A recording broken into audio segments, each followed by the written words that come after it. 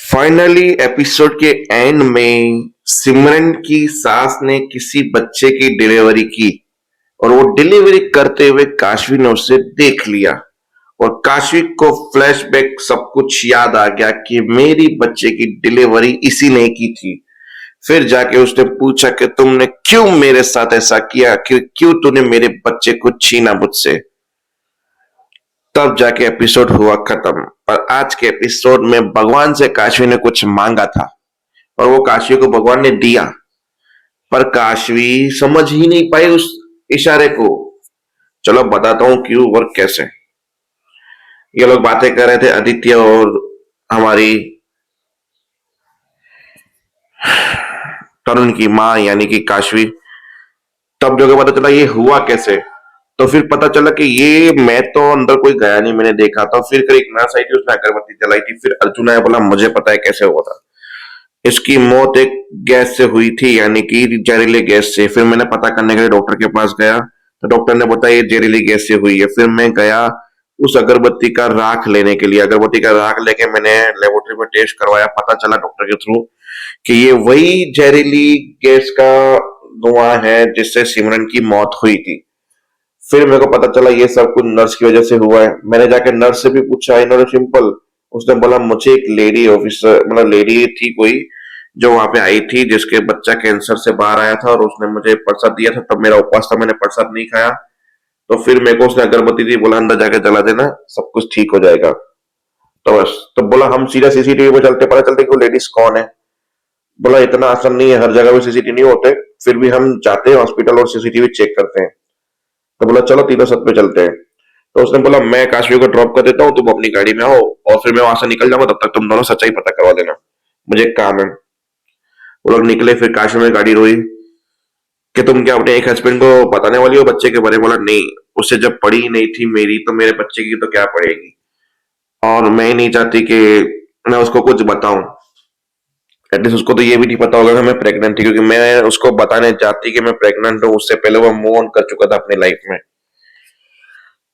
बस अब मुझे मेरे बच्चे को ढूंढना है, कुछ भी हो जाए। थोड़ी इमोशनल थी काशी। और अदिति ने बोला मैं तुम्हारा साथ दूंगा इस चीज में, हमेशा साथ दूंगा, मैं तुम्हारे साथ खड़ा हूँ। बोला आई नो, मुझे पता है कि अर्जुन ही है, पर मैं चाहता हूँ कि तुम मुझे बताओ काशवी सामने से। अब वो बातें करता रहा मन में। काशवी वहां पे रोते रोते इमोशनल होती रही बच्चे के लिए कि बच्चा मिल जाए। फिर हॉस्पिटल आ गया। बोला तुम यहाँ पे उतरो। फिर अंदर गए, चेक किया, जूम किया। फिर दोनों पास में एक दूसरे को देखने लगे।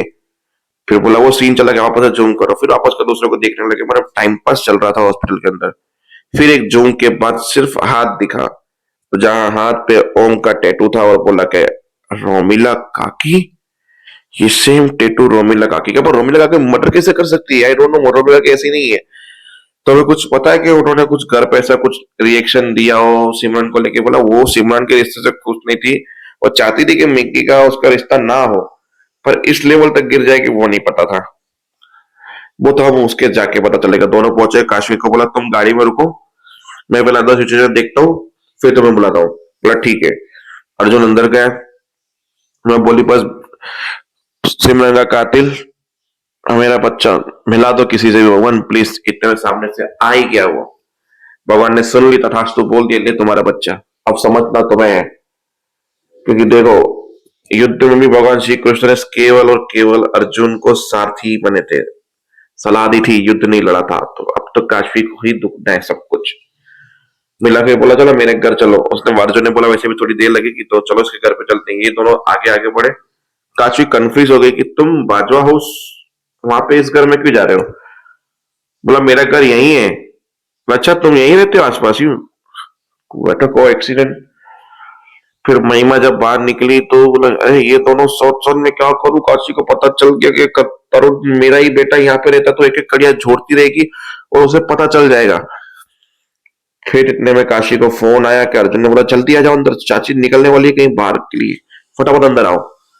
तो काशी ने बोला मैं फिर कभी मिलूंगी, मैं भी जा रही हूँ, मुझे बहुत इमरजेंसी है। ऐसे करके काशी सीधा बाजार में कुछ। तरुण सोचा है ये तो मेरे ही घर में जा रही है। अरे तरुण के पीछे पीछे भागा। तो महिमा ने पकड़ा, इधर आ, चलो मैं आइसक्रीम खाने जाते हैं। आइसक्रीम खाने दोनों पहुंच गए। वहां पे महिमा ने बोला मेरे को घर पे जाना होगा, देखना होगा, तुम यहाँ पे बैठो, मैं पैसे लाना भूल गई, मैं पैसे लेकर आती हूँ। तो महिमा वहां पे सिचुएशन संभालने के लिए वापस निकल गई बाजवा हाउस। अब चाची से सवाल हो रहा है कि कल आप क्या सिटी हॉस्पिटल थे? अब अपना हाथ दिखा, बोला क्या तुम ज्योतिष बन गई हो क्या? तुम तो सिविल सर्विस ऑफिसर हो। चाची मैं यहाँ पे एक सिविल सर्विस ऑफिसर के हिसाब से आई हूँ, मैं आपकी कोई भतीजी नहीं हूँ, भाई रिश्ते के नाते। बोले बहुत दिनों के बाद आए, तुम मेरे हाथ का खाना मिस कर रही होगी ये वो। बोला बात चाची मैं कोई बातचीत खाना पीने के लिए नहीं है, मैं सवाल के जवाब दो। हाय राम, तुम कैसे सवाल पूछ रही हो मुझसे? मैं तुम्हारी चाची हूँ, तुम मुझसे सीआईडी की तरह, पुलिस की तरह, मुजरिम की तरह सवाल क्यों पूछ रही हो? चाची इतना बता दो कि कल आप सिटी हॉस्पिटल क्यों गई थी, और आपका हाथ दो। अब चाची के हाथ पकड़ रहे हैं दिखाने के लिए। अब क्यों पकड़ रहे? क्योंकि उससे पहले वो टेटू मिट चुका होगा, एक रीजन भी है उसका। क्योंकि एपिसोड खत्म होगा, उसके बाद महिमा बोलेगी अब काशवी को ना सिमरन के बारे में पता चलेगा, ना ही उसके बच्चे के बारे में। ये मेरा प्लान था। देखा काम कर गया ना। क्योंकि इससे पहले वाले सीन में चाची घबरा गई थी, जहां पे महिमा बोल रही थी कि आपने सीसीटीवी का ध्यान रखा था ना। बोला मैं भूल गई थी। बोला तो बुक तो जा जेल में। बोला मैं जेल में गई थी, तुझे भी लेके जाऊंगी, ये भूलना मत, तेरे सारे बांडे फोड़ दूंगी मैं। तो इसलिए मेहरबानी करके मेरे को बचाने की ट्रिक निकाल। बोला हाँ सोचने दो। हर कोई आके साला ब्लैकमेल करके चला जाता है यहाँ पे। तो देखते हैं अब आगे कहानी कैसे और किस तरह से बढ़ती है। देखने के लिए देखते रहिए सीरियल ये चाहते, तब तक के लिए जय हिंद।